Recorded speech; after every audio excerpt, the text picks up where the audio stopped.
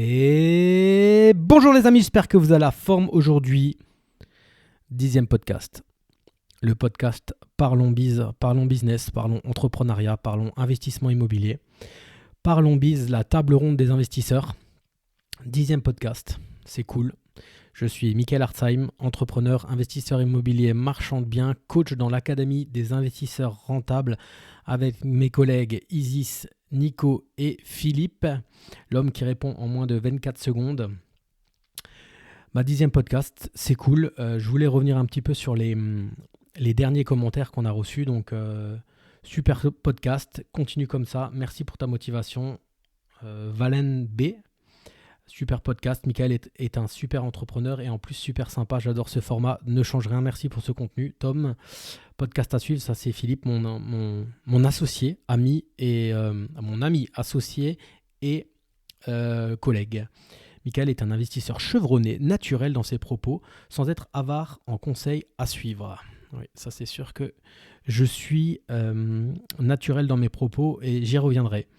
Apprendre l'investissement avec Michael, je pense que ça voulait dire super podcast si vous souhaitez apprendre et connaître la vie d'investisseur immobilier, la vraie, du concret et non pas de la théorie. Je vous invite, blablabla. Nathan, merci à toutes les personnes qui ont mis un commentaire. Je vous invite vraiment à mettre des commentaires, ça m'aide dans le référencement. J'étais super content d'avoir été un moment dans le classement des 200 meilleurs podcasts Apple Podcast dans la section affaires. Je n'y suis plus depuis quelques temps, mais j'étais vraiment... j'ai cliqué par hasard. En fait, j'étais même pas allé voir. J'avais vu qu'il y avait un onglet classement. Donc, j'ai cliqué et je me suis vu à un moment à la, je crois, 130e place. Bon, c'est sur 200. Mais bon, je pense qu'il y a plus que 200 podcasts en France sur l'investissement ou dans la section affaires. Donc, c'était cool. Nous sommes le lundi 17 avril 2023. Je viens de recevoir un SMS de mon associé pour me dire qu'on a eu une offre acceptée, une nouvelle offre sur un appartement. Un appartement qu'il a visité quand j'étais justement, j'y reviendrai aussi, en tournage avec Green Bull Campus. Donc c'est cool, on avance. Il m'a demandé s'il devait continuer les visites. Je lui ai dit surtout ne t'arrête pas. Vu la lenteur extrême qu'il y a en France et même la lenteur extrême qu'il y a tout simplement pour clôturer une OP de marchand de biens. Surtout ne t'arrête pas. Si tu as l'envie et le temps, continue à visiter, continue à trouver des bonnes affaires. L'argent, on le trouvera et l'argent, on le trouvera. Parce que pour les personnes qui me suivent sur les autres podcasts, sur les 9 derniers, je vous parle toujours d'un immeuble que j'achète, donc de 3 lots à diviser, à revendre à la découpe. Je n'ai toujours pas signé le compromis. Alors l'avantage, c'est qu'on a pu extrêmement bien avancer au niveau des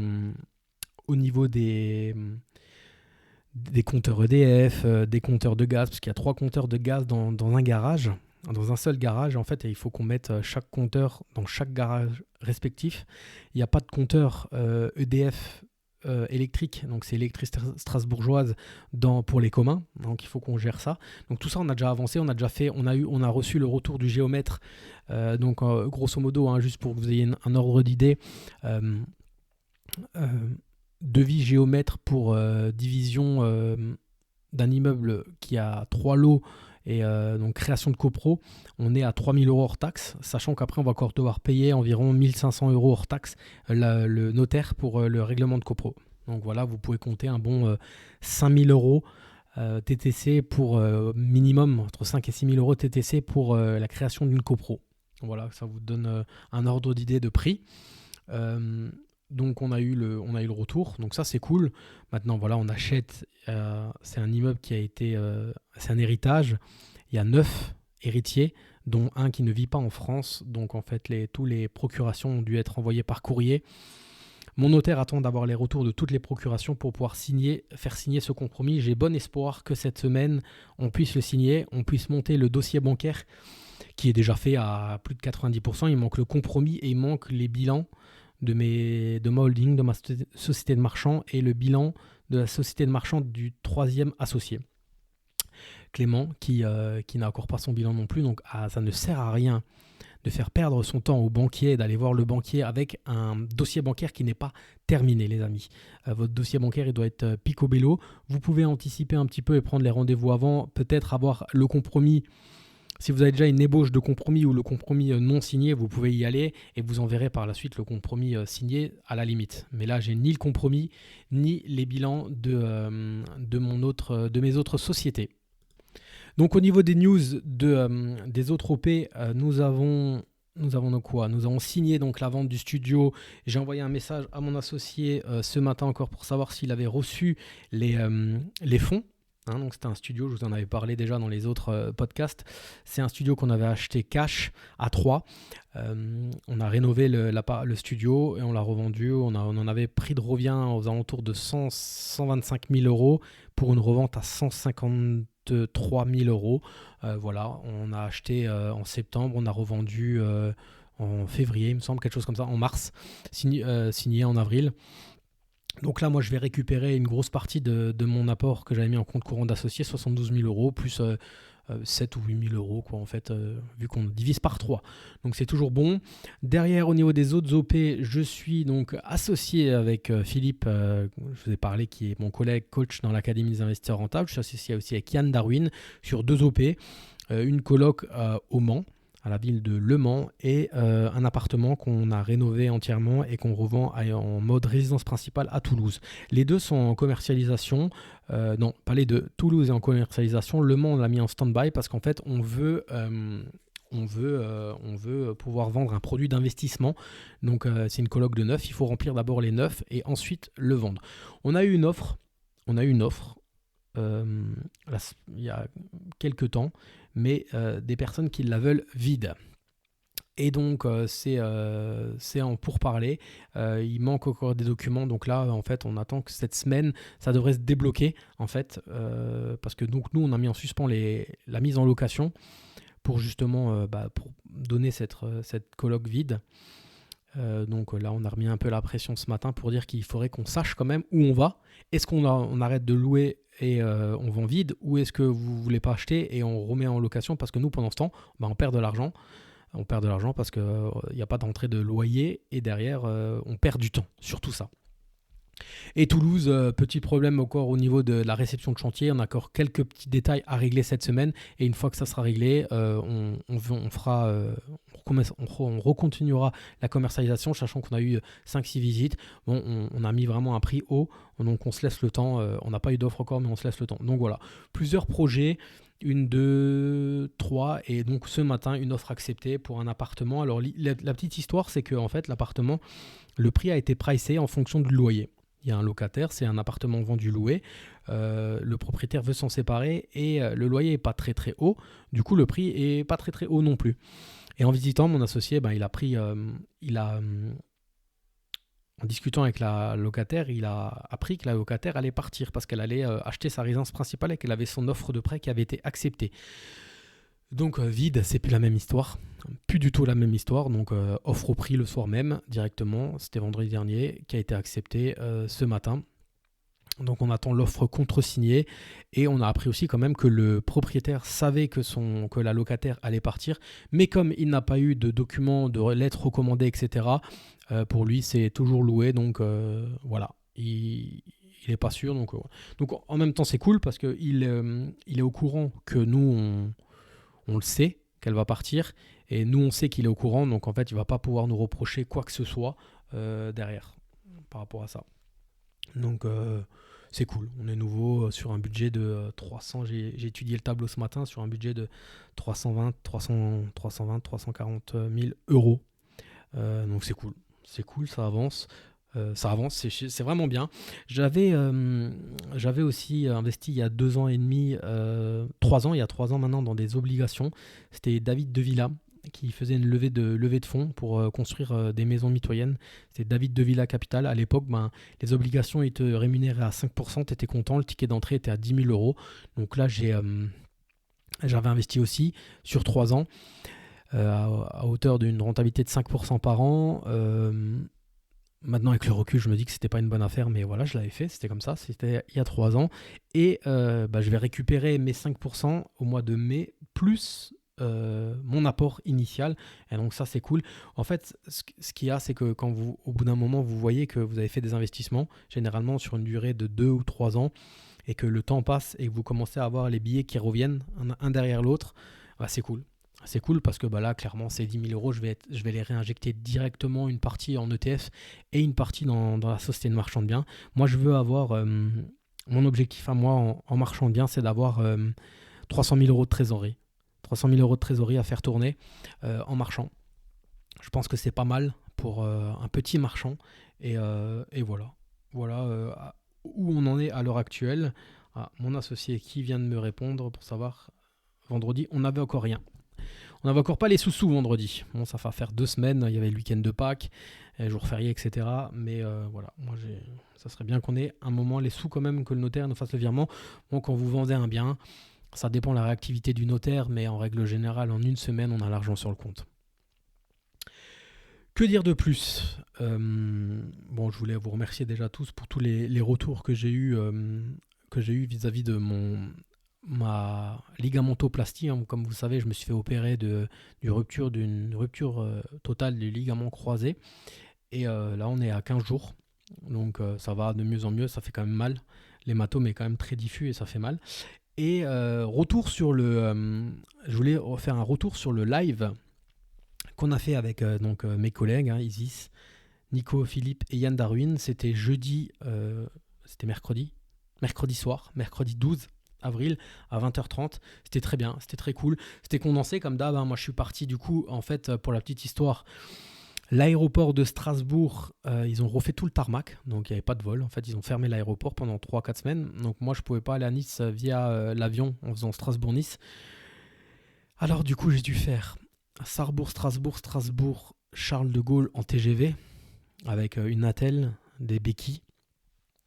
Ensuite, Charles de Gaulle, EasyJet Nice. Et ensuite, après, on s'est posé au Radisson. On a tourné au Radisson. Donc, je me suis posé, j'ai pris le soleil, parce que ça me change un peu, parce que dans l'est de la France, je crois que ça fait 2 mois qu'on n'a pas vu de soleil. Et Isis est arrivé, Philippe est arrivé, Nico est arrivé un peu plus tard le soir, Yann nous a rejoints. Et on a fait ce live qui a duré plus de 3h30. Plus de 2000 personnes connectées à peu près en moyenne, on était à plus de 2000 personnes connectées avec des pics à 1900, 1600 euros, 1600 personnes. Et à minuit 30, encore 500 personnes connectées en direct. Donc c'était très très... Ça fait plaisir quoi en fait. Tu vois que tu parles pendant 3h30 et il y a encore 500 personnes connectées à minuit et demi. Alors sachant qu'il y avait un match de la Ligue des Champions, etc. Franchement, ça m'a fait plaisir. Je ne m'attendais pas à ça. Je m'attendais à un petit 200 personnes connectées encore à minuit et demi, mais 500 personnes connectées, c'était cool. On a pu un peu échanger, donc je vous invite à écouter le replay. Je ne vais pas vous refaire tout ce qu'on a parlé. Moi, le but, c'était de parler un peu de... Le but, c'était un peu de parler de mon parcours et surtout de qu'est-ce qui s'est passé cette dernière année. Bon, cette dernière année, il y a eu quand même tout le travail antérieur des autres années tout le travail que j'ai fait il y a 10 ans paye un petit peu, on va dire, un petit peu, parce que tout est relatif, hein, je reviendrai encore aussi sur ça, quand on côtoie Yann Darwin, quand on passe comme ça 24 heures avec Yann Darwin, même avec Isis, avec Philippe, avec Nico, on remarque qu'ils ont mis un parcours fulgurant. Michael a fait un parcours fulgurant, ouais, pas plus qu'un autre en fait, hein. Ça je tiens à le préciser, pas plus qu'un autre. Mais c'est vrai que ces 6 derniers mois, il y a 3-4 OP qui sont sortis, donc qui ont été vendus. Derrière, j'ai arbitré un appartement que j'avais extrêmement bien acheté. C'est le sujet de mon premier podcast. D'ailleurs, mon premier podcast qui a été le plus vu, hein, plus écouté. Je crois qu'on est à plus de 500 écoutes sur ce podcast-là. Par rapport aux autres, il est 2 fois plus écouté que les autres. Bon, ça fait un peu putaclic le titre, mais bon, voilà. Et donc oui, effectivement, ces 6 derniers mois, financièrement parlant, ça cause un peu plus par rapport à ce que j'avais en termes de patrimoine, en termes de capital, je parle financier, sur mes comptes. Donc voilà, sachant que je discute souvent avec Yann, il voulait qu'on parle de ça, donc j'ai parlé de ça. Et donc l'arbitrage, c'est puissant. Fiscalement parlant, c'est vrai que plus on garde maintenant en LMNP au revenu foncier, plus fiscalement parlant, c'est plus optimisé. Moi, j'ai vendu au bout de 4 ans. Bon, on en parle dans le live. Voilà, J'aurais pu garder plus, mais voilà, je vous ai déjà expliqué pourquoi. Je vous invite à écouter l'autre podcast, pourquoi j'ai vendu. Et voilà.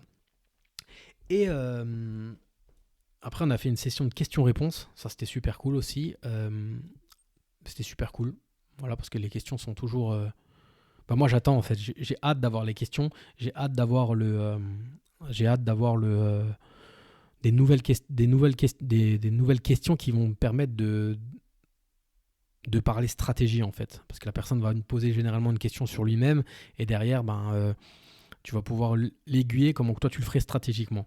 J'ai à la sortie le lendemain, du coup on s'est couché, il était 3h du mat. On a discuté encore jusqu'à 3h du mat, on a un peu parlé de ce qu'on avait prévoir à faire ensemble avec Green Bull Campus. Donc au mois de juin, on vous prépare quelque chose aussi de cool. Derrière ça, on a un peu parlé, Yann, moi j'ai questionné Yann, moi j'adore savoir un peu ce qu'il fait à Dubaï et qu'est-ce qu'ils ont comme projet en off qu'on ne sait pas encore. On s'est couché, moi le lendemain du coup, la super France, la France de Macron de 2023, j'aurais dû rentrer à 9h, prendre l'avion de Nice, atterrir vers midi à Paris, reprendre 1 heure après un TGV pour aller à Strasbourg. Mais non, la grève, la super grève, donc en fait j'avais pas de TGV, donc je suis reparti que le vendredi en TGV et j'ai décalé mon billet d'avion jusqu'au plus tard pour pouvoir profiter de Nice et du soleil. Sauf que le vol a été aussi retardé. J'ai poireauté plus de 10 heures à l'aéroport, assis sur un fauteuil roulant parce que j'avais coché le truc handicapé, donc en fait j'avais une assistance, donc j'ai squatté 10 heures à l'aéroport. Bon, j'ai pu écouter des vidéos, lire des, me former et aussi regarder à un moment j'en avais marre, j'ai regardé 2 films, ça s'est passé plus vite. Et donc je suis rentré vendredi pour pouvoir enfin profiter de la famille et tout le week-end. Et bosser aussi sur... quand tu pars comme ça pendant 3 jours, généralement quand tu rentres, t'as des choses à rattraper en fait. Donc rattraper le retard.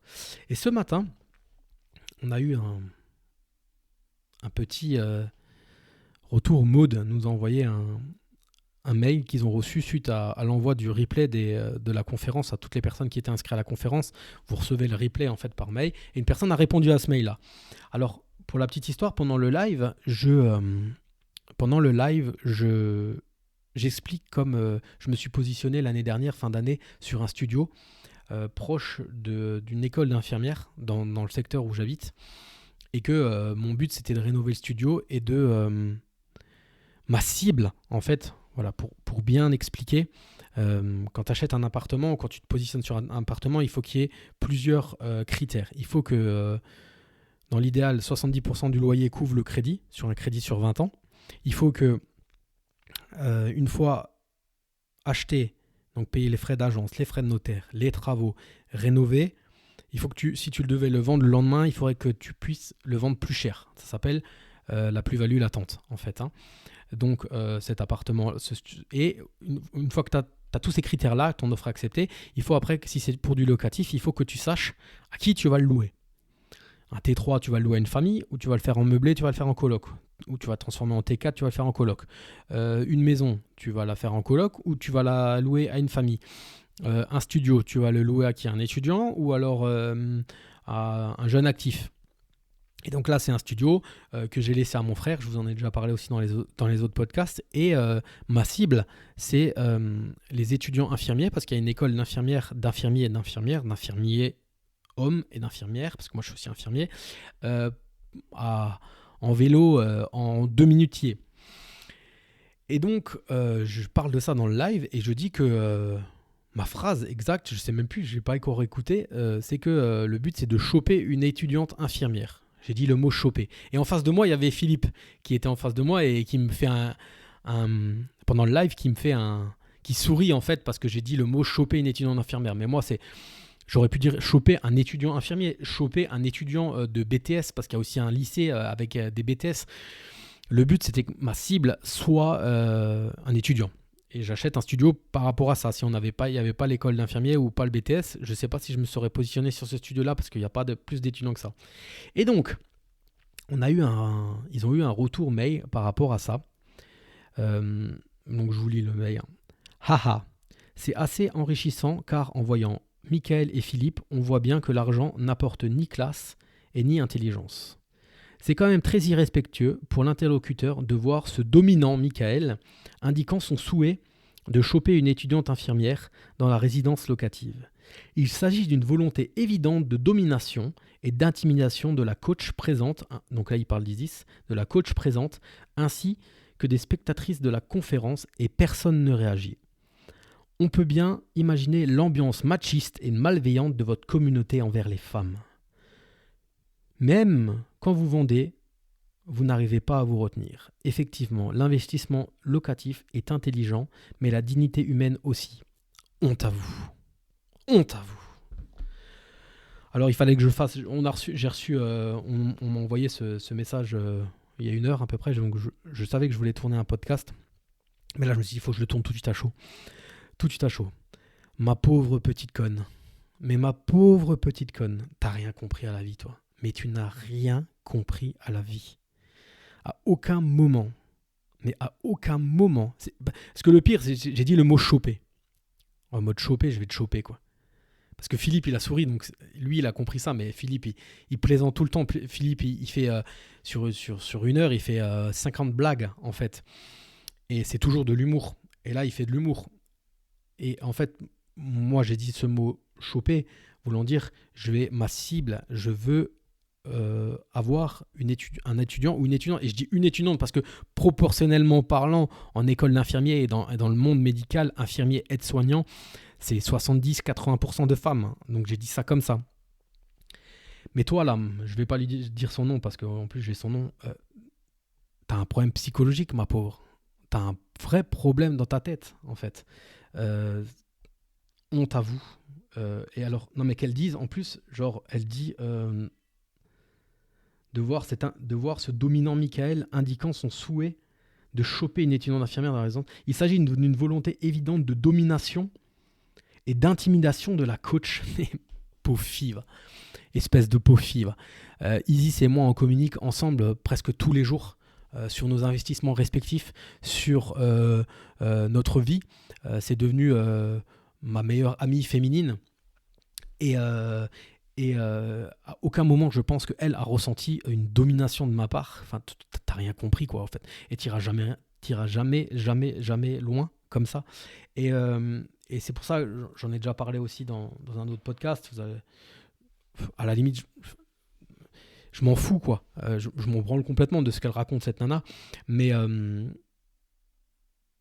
fait, là, on voit les mots MAUX de cette France, féministe au plus haut point, un gauchiste au plus haut point, qui voit le mal dans tout ce qu'on peut dire. On t'ose même plus ouvrir la bouche tellement que tes propres propos peuvent être mal interprétés, quoi, en fait.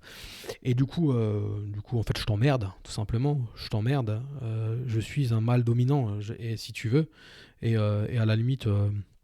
j'ai pas de compte à rendre, donc voilà, mais je voulais quand même expliquer ma phrase du mot choper, en fait, pour dire que voilà, je voulais tout simplement, ma cible, si vous voulez, ma cible sera un étudiant infirmier ou étudianteux, sachant qu'il y a quand même beaucoup plus de chances d'avoir une femme. Mais si j'ai un garçon étudiant infirmier, c'est avec grand plaisir que je lui louerai, en tout cas comme mon frère, parce que maintenant il va l'acheter, il a eu l'offre de prêt.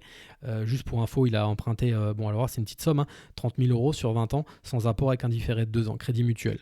Voilà, juste pour info, alors qu'il a un crédit déjà sur sa RP depuis 5 ans. Il est cadre à la SNCF, donc voilà, juste pour info, c'est toujours possible. Alors oui, vous allez me dire c'est un petit montant, oui c'est un petit montant, mais voilà. Donc un message comme ça qui est complètement lunaire, mais lunaire en fait, quoi. Elle envoie Maud nous envoie la pépite du jour. Je lis ça, je m'attendais pas à ça, je me suis dit bon, des gens qui vont pas être contents, parce que pendant le live il y a une nana aussi qui posait des questions et on n'a pas répondu à sa question, mais on a eu, je sais pas moi, 3000 questions, on pouvait pas répondre à toutes les questions, qui a fait un sketch pas possible parce qu'on répondait pas à ces questions, qu'on était des fraudeurs, etc. Elle a écrit encore après sur un post Instagram de Green Bull Campus où elle se plaignait que c'était du fake, qu'on tenait pas notre parole et de ça, enfin bref. Ce qui est sûr et certain, c'est que quand vous nous rejoignez dans l'Académie des investisseurs rentables, vous faites partie d'un groupe privé Facebook, on a passé la barre des 4000 membres, vous êtes sûr et certain que vous avez réponse à toutes vos questions. Mais si Yann Darwin devrait répondre à toutes les questions qu'on lui envoie sur Instagram. Même moi, j'essaye de répondre à tout le monde sur Instagram. le mec, il passerait sa vie à faire ça, quoi. Donc, à un moment, on n'est pas l'abbé Pierre, quoi. Mais en tout cas, pour cette belle petite conne, là, et ben voilà, c'est... Je sais pas ce qu'elle fait dans la vie. J'aimerais savoir ce qu'elle fait dans la vie, cette meuf. Cette meuf, ça pareil, quoi. Ça se trouve, elle va me faire un procès parce que je lui dis cette meuf, quoi. Enfin bref, pauvre France, pauvre France. Si ça vous plaît, mettez-moi 5 étoiles là, de ce que je vous ai raconté là, sur elle. Et même un commentaire, allez-y, déchaînez-vous sur les commentaires. Dites que je suis un gros macho dominant et que je veux éteindre la parole des femmes, etc. Enfin bref, non, ça c'est triste. C'est triste et je pense et je le redis et j'aimerais pouvoir parler, j'aimerais pouvoir échanger.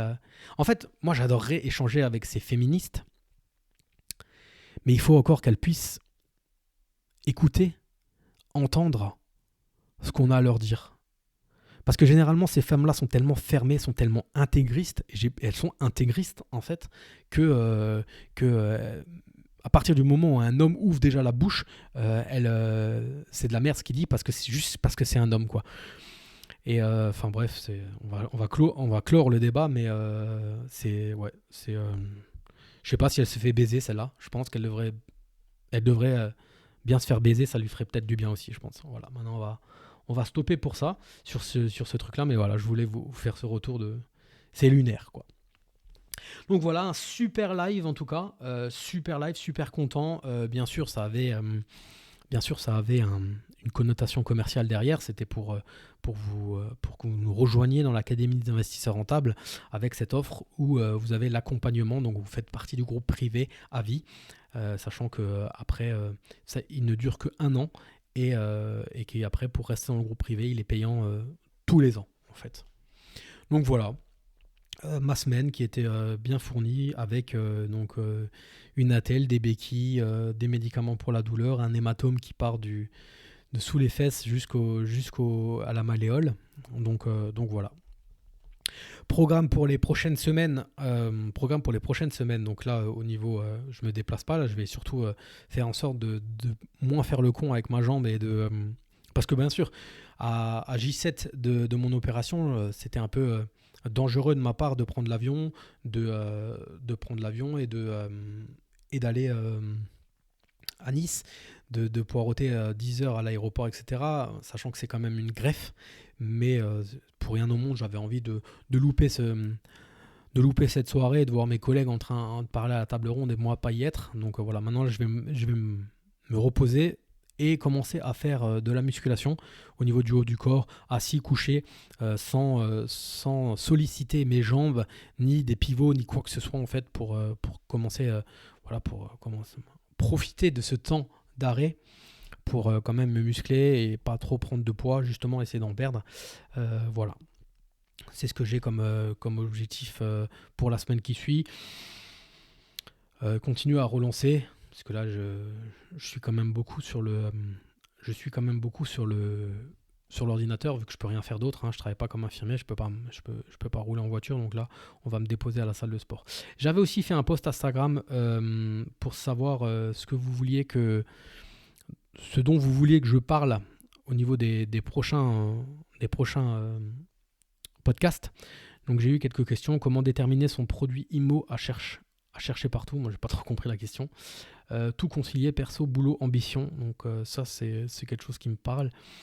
Les galères et les tips location Airbnb. Ouais, donc ça je vais pouvoir faire, je crois, un post sur toutes les galères que j'ai eues en Airbnb. C'est pas mal ça. Comment s'organiser et optimiser le temps avant travaux d'un bien? SCI, arbitrer un bien, les étudiants et l'investissement immobilier. Comment être aussi beau gosse? Ça c'est Nico, mon collègue, qui a écrit ça. Comment te vois-tu dans 10 ans, dans 20 ans au niveau du business? Ouais, je pense que je me vois pareil. On va répondre à cette question.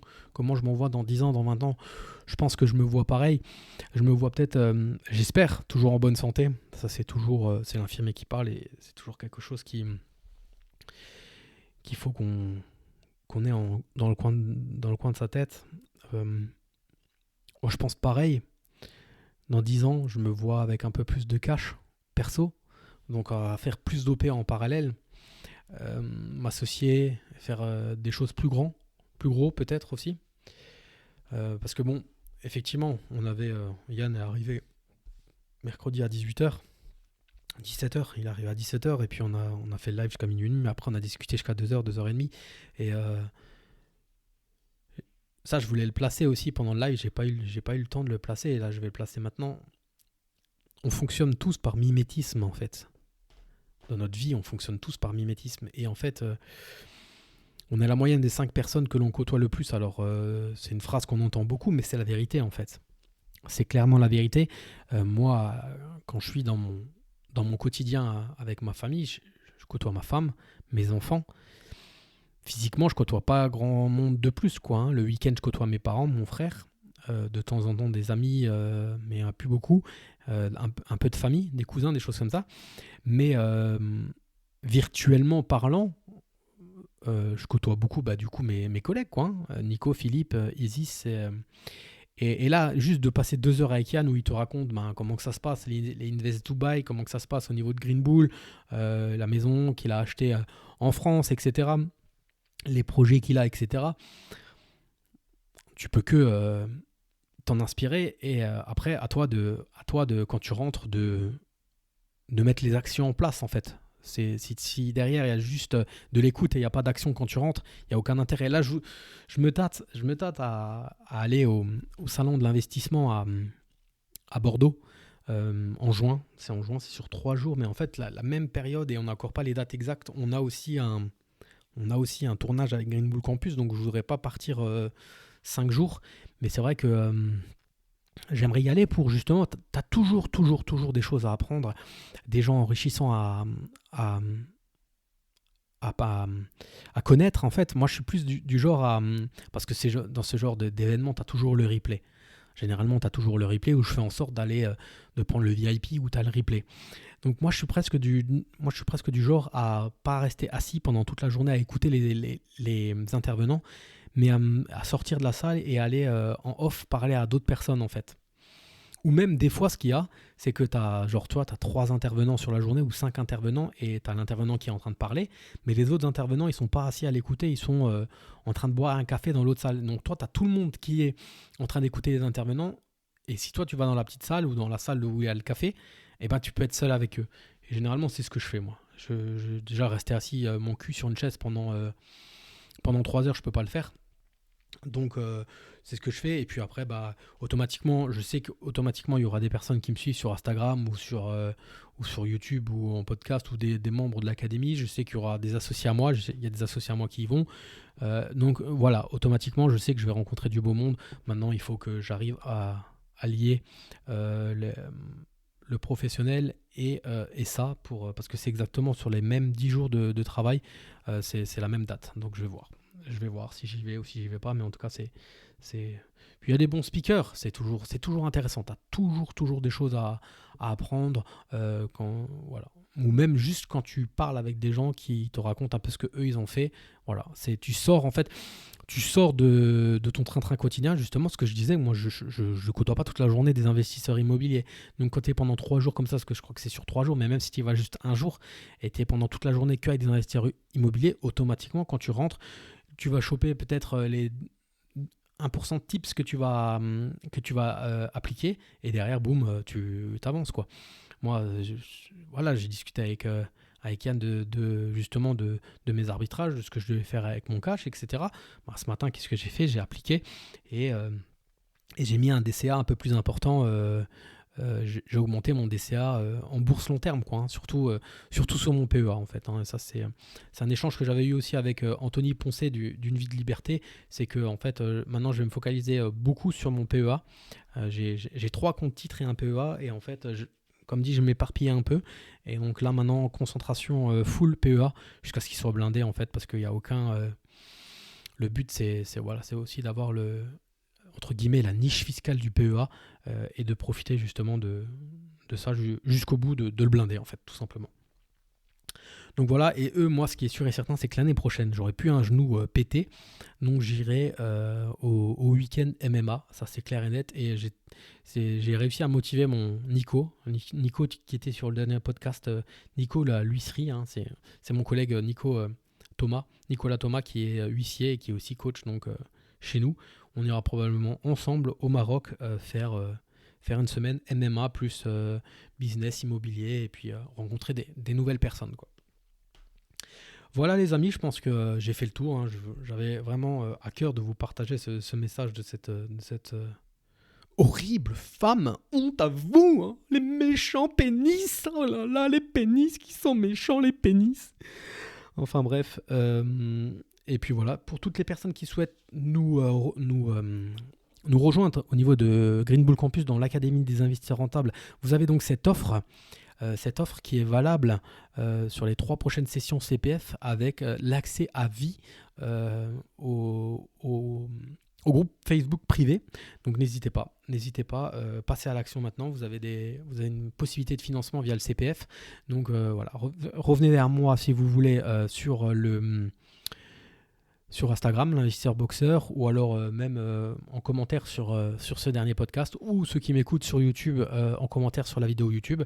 Voilà. Ah aussi, qu'est-ce que j'ai fait aussi ce week-end? Du coup, je me suis acheté la semaine dernière le livre de Greg MMA. Il s'appelle Grégory Bouch-Lakem. Je ne veux pas écorcher son nom. Grégory MMA, qui fait les vidéos sur Karaté Bushido, qui est... en plus d'avoir des gros bras, il a un gros cerveau et il a écrit un livre. Et moi, j'adore m'inspirer des personnes et j'aime lire les livres comme regarder les films. Souvent, les films inspirés de faits réels et lire les livres biographiques en fait. J'ai lu maintenant, par exemple, le livre de Conor McGregor, j'ai lu le livre de Vicente Lizarazu et t'apprends en fait. C'est toujours pareil, tu apprends de leur vécu. Et donc voilà, c'est quelqu'un qui veut se lancer dans le business. Donc moi, je lui ai écrit sur Instagram, moi j'ai pas peur de lui écrire. Je lui ai écrit, il m'a répondu.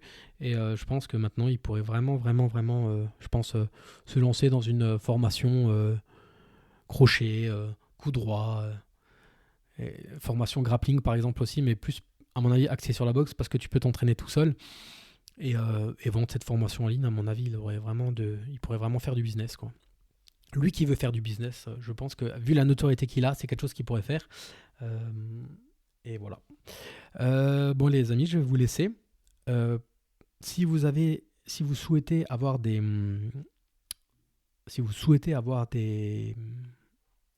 que je parle de quelque chose en particulier, n'hésitez pas à m'envoyer un message et me dire ce que vous voulez, de quoi je parle, ce que vous voulez, et me dire de quoi vous voulez que je parle.